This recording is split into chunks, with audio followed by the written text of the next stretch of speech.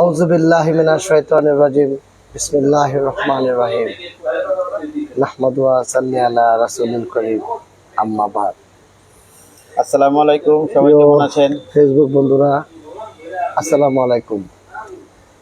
আপনারা কেমন আছেন? আশা করি এই সুন্দর আবহাওয়ায় মহান রব্বুল আলামিনের রহমতে ভালোই আছেন। আসলে আমরা প্রতিটা কথায় কাজে যদি রাব্বুল আলামিনকে স্মরণ করি তাহলে রাব্বুল আলামিন খুশি হয়। রাব্বুল আলামিন পবিত্র কোরআন শরীফে কয়েকবার ওয়াতিমুস সালাতা ওয়াতিমুজ যাকাতার কথা বলেছেন এবং ওয়াতিমুস সালাতার এক পর্যায়ে আমরা সারাদিন যখনই সুযোগ পাবো মহান রাব্বুল আলামিনকে স্মরণ করবো, ডাকবো, এটাই স্বাভাবিক। তো যাই হোক, আজকে জাতীয় আপনারা তো জানেন আমি নদী নালা খাল বিল ঝিল প্রাণ প্রকৃতি নিয়ে কাজ করি এবং সমাজের যে সার্বিক অবস্থা তুলে ধরার চেষ্টা করি।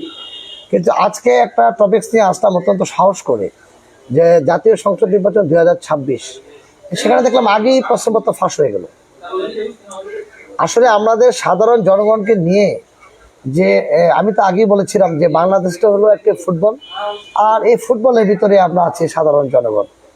আপনারা এদিকে লাথি মারবেন, ওদিকে লাথি মারবেন, আমরা খালি ঘুরবো। কিন্তু আমরা যে একটা নতুন বাংলাদেশের এবং আগামীর বাংলাদেশের স্বপ্ন আমি সবসময় দেখি ব্যক্তিগতভাবে। তো নতুন বাংলাদেশের যে স্বপ্ন দেখছি, এই স্বপ্নের মাঝখানে হঠাৎ করে একটা মহল বলে উঠলেন যে আগামী নির্বাচনে ঢাকা থেকে কেউ কোনো আসন পাবে না, একটি দলকে তারা কোনো আসন দিবে না। এখন আমার কথা হলো যে তাহলে সাধারণ জনগণের ম্যান্ডেট কে নিবে? সাধারণ জনগণ কি করবে? আপনাদের মতো এত শিক্ষিত এবং আমাদের জানা মতে যে আপনারা মানে এত শিক্ষিত যে আসলে এত মেধাবী যে আমার মনে হয় আগামী 100 বছর বারবার আমি জন্মগ্রহণ করলে আমি এতটুকু মেধাবী হতে পারবো কিনা আমি জানি না। তা আপনাদের মুখ থেকে যদি এই ধরনের কথা আসে তাহলে এই দেশের সাধারণ মানুষ যাবে কোথায়? মানুষ তো একটা স্পিড চলে আসছে যে এই তো 12ই ফেব্রুয়ারি নির্বাচন, আমি অমুককে ভোট দিব, আমি অমুককে ভোট দিব, যার ভোট সেই দিবে, যাকে খুশি তাকে দিবে। কিন্তু আপনারা যদি প্রশ্নপত্র এইভাবে উত্তর দিয়ে দেন, ফাঁস করে দেন যে আমরাই জিতবো, তাহলে তো সাধারণ মানুষ আবার সেই তাদের একটা কথা মনে পড়ে যায়, তাহলে কি আমরা যে ভোট দিব তাহলে সে ভোট কি ইঞ্জিনিয়ারিং হবে? জনতঙ্ক তৈরি করা, জনগণকে ডিসকারেজ করা, এটা আপনারা করবেন না। আমরা যারা ব্যঙ্গ পিপল মানে আম জনতা যারা আমরা আছি, আমরা কি করব? আমি তো একটা পছন্দের প্রার্থী যদি নির্ধারণ করে তাকে আমি ভোট দিই, তা আপনি যদি আগেই প্রশ্নপত্র ফাঁস করে দেন যে ভাই তুমি যাকেই ভোট দাও আমরাই জিতবো, এটা তো হলো না। তাহলে আব্রাহাম লিঙ্কন কি ভুল বলেছে? Government is of the people, by the people, for the people. এই যে আব্রাহাম লিঙ্কনের এই বাণী আমরা যারা রাষ্ট্রবিজ্ঞানের ছাত্র তারা আমরা পড়েছি, যারা এখানে যারা বিজ্ঞ রাজনীতিবিদ তারা সেই একই বাণীগুলা বলতো আগে, তারপর নির্বাচনের আগেও বলে। তাহলে এগুলা কি ভুল? আমি জানি না। আবার আরেক শ্রেণী বললেন যে যারা অলরেডি ব্যাংক ডিফল্টার তারা আবার নির্বাচনে নমিনেশন পেয়েছেন। যদি এই ধরনের কাজ হয়ে থাকে তাহলে তো আমরা আমাদের অর্থনীতিকে বাঁচাতে পারবো না। কারণ সে এমপি মন্ত্রী হয়ে গেলে আমরা কি করব? আমরা সাধারণ মানুষ তো ওই আবার শুনবো যে সে মন্ত্রী হয়ে গেছে, এমপি হয়ে গেছে, তার কাছ থেকে আর ঋণের টাকা আদায় করা যাবে না। এই দুর্গতিটা তো সাধারণ মানুষের প্রতি উপরে আসে এবং যারা রিয়েল ব্যবসাটা করে তাদের ঋণের পার্সেন্টেজটা বেড়ে যায়। তো এজ এ রেজাল্টটা কি হবে? তো আমি চাচ্ছি যে একটা স্বচ্ছ, যেহেতু ইন্টারিম গভর্নমেন্ট ওনারা, আমি মনে করি যে বাংলাদেশের স্বাধীনতা যুদ্ধের পর থেকে এই পর্যন্ত যত ক্যাবিনেট হয়েছেন ওনারা হলো সবচেয়ে ট্যালেন্টেড এবং সর্বোচ্চ সার্টিফিকেট হোল্ডার এবং সর্বোচ্চ জ্ঞানী। তো ওনারা যদি ভুল করেন, এই ধরনের কাজ যদি সত্যি হয়ে থাকে, তাহলে আপনারা যেভাবে হ্যাঁ ভোট এবং না ভোটের ব্যবস্থা করেছেন, এই ভোটের ব্যবস্থা করে কি লাভ হলো?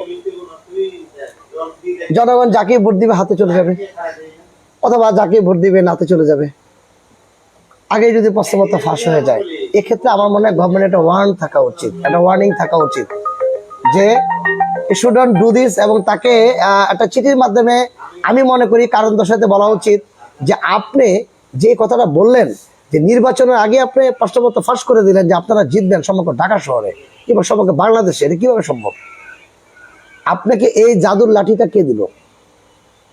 না হয় হয়তোবা আপনারা রব্বুল আলমিনের কাছ থেকে কোনো না কোনোভাবে একটা কমিটমেন্ট পেয়েছেন যে আপনারা যাকে বলবেন সে জান্নাতে যাবে, আর যে আপনার সাথে থাকবে না সে হয়তোবা অন্য কোথাও যাবে। জাহান্নামের কথা তো আমার মুখ দিয়ে বেরোতে পারবে না, কারণ আমরা তো নিজেরাই চেষ্টা করছি যে রব্বুল আলমিনের কাছ থেকে অন্তত একটা সার্টিফিকেট নেওয়ার জন্য যে আল্লাহ আমরা জীবনে যাই করেছি তুমি ক্ষমা দৃষ্টিতে দেখো, আল্লাহ দয়াশীল এবং ক্ষমাশীল। তাহলে এই সার্টিফিকেটটা আবার একটা ছেড়ে দিচ্ছে। এই সার্টিফিকেটটা দেওয়ার ফলে আমার মনে হয় পৃথিবীর ইতিহাসে একটা নজির রেকর্ড করলো বাংলাদেশ, যে প্যারাডাইসে তুমি যেতে হলে তুমি এখানে উঠতে হবে, আদারওয়াইজ ইউর হেল।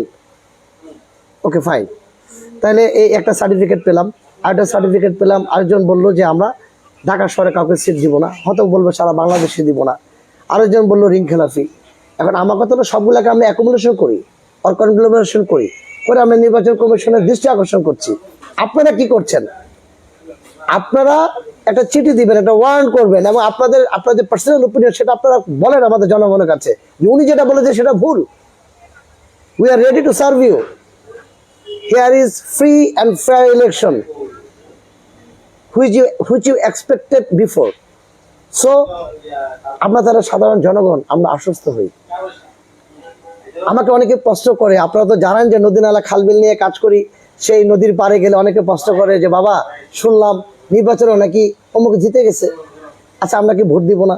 তো এই ধরনের প্রশ্ন তো আমাদের মতন জনতার কাছে মানুষ বলবে। আমরা যারা সাধারণ মানুষ, যারা আমরা গণমানুষের সাথে মেলামেশা করি, আর ভালনারেবল পিপলের সাথে আমাদের সম্পর্কটা বেশি, তো সেক্ষেত্রে আমরা না মানে এতে নিজেরাই ডিসকারেজ হয়ে যায়। আসলে ওই মানুষকে আমি কি জবাব দিব? গভর্নমেন্টের তো কোনো বাণী নেই। তো যাই হোক, আগামী ত্রয়োদশ জাতীয় সংসদ নির্বাচনে এই জিনিসগুলো মাথায় রেখে আমি বর্তমান অন্তর্বর্তীকালীন সরকারের প্রধান এবং নির্বাচন কমিশনকে আমি বলবো যে প্লিজ প্লিজ প্লিজ আপনারা এই বিষয়গুলোকে আপনারা আমলে নেন, আমলে নিয়ে আপনারা বক্তব্য স্পষ্ট করেন যে না, ওনারা যা বলছে সেটা সঠিক নয়, এই নির্বাচনে কোনো ইঞ্জিনিয়ারিং হবে না, আমার ভোট আমি দিব, যাকে খুশি তাকে দিব, স্বচ্ছ এবং সুন্দর নির্বাচন হবে, জনগণ যাতে স্বতঃস্ফূর্তভাবে যেতে পারে। আর আইনগত পরিস্থিতি নিয়ে তো তারা আমি আগেও বলেছি, এখনো বলছি, ভবিষ্যতে বলবো, সেটাকে আপনারা সমুন্নত রাখবেন যাতে মানুষ সুন্দর একটা পরিবেশে ভোট দিতে পারে। আর একটা কথা মনে রাখবেন, যদি আপনারা করতে না পারেন তাহলে আমার মনে হয় এই জাতি, এই সাধারণ মানুষ, এই খেটে খাওয়া মেহনতি মানুষ যে স্বপ্ন দেখছে আগামীর বাংলাদেশ নিয়ে, আপনাদেরকে মনে হয় ক্ষমা করবে না। সেক্ষেত্রে আপনারা যাতে জান্নাতের সার্টিফিকেট দেন কিংবা জাতীয় কমিটমেন্ট দেন। আর নদী নালা খালবিল নিয়ে কাজ করি আমরা। আমি একজনের মুখে শুনলাম না যে আমি জয়যুক্ত হলে গুলশান লেকটা কিংবা গুলশান লেকটাকে আমি পরিষ্কার করে ফেলবো, আগের অবস্থায় ফিরে নিয়ে আসবো, হাতে জেলকে পরিচ্ছন্ন করব, আগের অবস্থায় ফিরে নিয়ে আসবো, নদী নালা খালবিল জেল নিয়ে প্রাণ প্রকৃতি নিয়ে আমি কাউকে কথা বলতে দেখি নাই। এটা আমার কাছে খুব কষ্টদায়ক। Oh sorry, I am very sorry. আমি একজনকে দেখেছি ঢাকার 9 আসনের একটা দলের পদপ্রার্থী, তাকে আমি দেখেছি খিলগাঁও ভাসাবো খাল পরিষ্কার করতে, তাকে আমি দেখেছি জিওনি খাল পরিষ্কার করতে, তাকে আমি দেখেছি নদী নালা খালবিল নিয়ে কথা বলতে। আর ইউটিউবে আমি তেমন কাউকে দেখি নাই। আপনাদের কথা কি আপনারা শুনতে পাচ্ছেন কিংবা পাচ্ছেন না? দেখেন, আমরা কিন্তু রুট লেভেলের কথা যদি শুনেন দেশের জন্য কাজে লাগবে। অন্তত এতটুকু বলতে পারি, আপনাদেরকে একটু আশ্বাস দিতে পারি। আমি আগামীর বাংলাদেশ নিয়ে কাজ করি, আমি স্বপ্ন দেখি আগামীর বাংলাদেশ হবে শান্তির বাংলাদেশ, আগামীর বাংলাদেশ হবে সুন্দর বাংলাদেশ, আগামীর বাংলাদেশ হবে তারুণ্যের জন্য একটা সুন্দর পরিবেশ, যেখানে আমাদের সন্তানরা একটু সুন্দর পরিবেশে পড়াশোনা করবে, আগামী দেশকে কিছু দিবে। আমরা বৈষম্য থাকবে, বৈষম্য আসলে রেসিজমটা ওয়ার্ল্ড ওয়াইড দূর করতে পারে না, থাকবে যতটুকু কমানো যায়। আমি বলবো যতটুকু কমানো যায় আস্তে আস্তে আস্তে আস্তে। হ্যাঁ, তো যাই হোক, সবাইকে slow and steady wins the race, সেটা আমরা পড়েছি, জানি। আর এই ক্ষেত্রে আমি আবারও অন্তর্বর্তীকালীন সরকারকে অনুরোধ করবো, প্লিজ প্লিজ প্লিজ আপনারা জনগণকে আশ্বস্ত করেন, জনগণকে বলেন আপনারা যারা এই ধরনের কথা বলছে তাদের কাছে চিঠি শুরু করেন। আমরা সাধারণ জনগণ জানতে চাই। জনগণের পক্ষ থেকে আমি আগামীর বাংলাদেশের কর্ণধার আলমগীর পারভেজ আপনাদের কাছে বিনীত অনুরোধ করলাম, আপনারা এই বিষয়গুলা স্পষ্ট করুন। অনেক কথা বললাম, ভুলে হলে ক্ষমা দৃষ্টিতে দেখবেন। আসসালামু আলাইকুম ওয়া রাহমাতুল্লাহি ওয়া বারাকাতুহু। সবাই ভালো থাকবেন। আসসালামু আলাইকুম।